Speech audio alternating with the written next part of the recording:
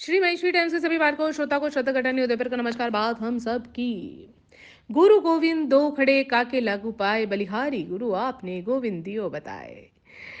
ये वाला दोहा हम लोग बचपन से सुनते और समझते आ रहे हैं।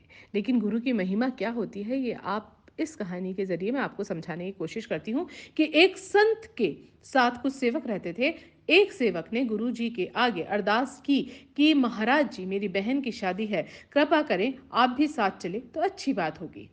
गुरु जी ने कहा, बेटा देखो टाइम बताएगा, नहीं तो तेरे को तो हम जाने ही देंगे।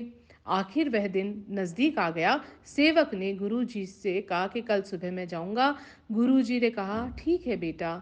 सुबह हो गई।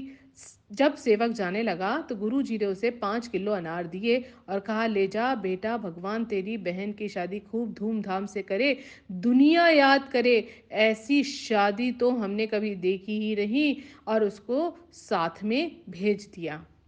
जब सेवक घर चल दिया, जिसकी बहन की शादी थी, वह सेवक दूसरे से बोला कि गुरुजी को तो पता था कि मेरी बहन की शादी है और हमारे पास कुछ भी नहीं है, फिर गुरुजी ने मेरी मदद क्यों नहीं की।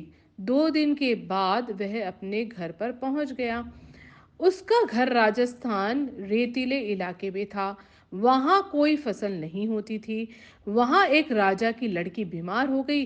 वैद्य ने बताया कि इस लड़की को अनार का रस के साथ में ही दवाई दी जाएगी। अब तो लड़की ठीक हो जाएगी। राजा ने मुनादी करवा दी।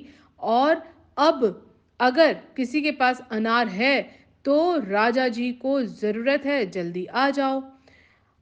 जब वह आवाज उन सेवक के कान तक पड़ी, तब वह सेवक उनको मुनादी वाले के पास गए और हमारे पास अनार है, चलो राजा जी के पास। राजा जी को अनार दिए, अनार का जूस निकाला गया, लड़की को दवाई दी गई, लड़की ठीक हो गई। राजा जी ने पूछा, तुम कहाँ से आए हो? तो उसने सारी हकीकत बता दी। राजा ने कहा कि ठीक है, तुम्हारी बहन की शादी अब हम करेंगे। राजा जी का हुक्म था कि ऐसी शादी होनी चाहिए कि लोग कहें कि राजा की लड़की की शादी है।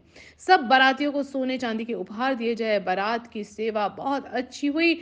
लड़की को बहुत सारा धन दिया गया और लड़की भी राजी खुशी विदा होकर चली गई। अब सेवक सोच रहे हैं कि गुरु की महिमा तो गुरु ही जाने, हम न जाने क्या क्या सोच रहे थे। और गुरु जी के बारे में, और गुरु जी के वचन थे कि जा बेटा, तेरी बहन की शादी ऐसी होगी कि दुनिया भी देखेगी। तो संत वचन हमेशा सच होते हैं। कहानी का सारांश ये है कि संतों के वचन के अंदर ताकत होती है, लेकिन हम नहीं समझते। जो भी वह वचन निकालते हैं वह सिद्ध हो जाते हैं। हमें संतों के वचनों के ऊपर अमल और विश्वास करना चाहिए।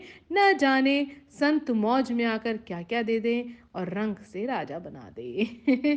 तो उसकी महिमा अनंत है, अपार है, और उसका हम पर अनंत उपकार है।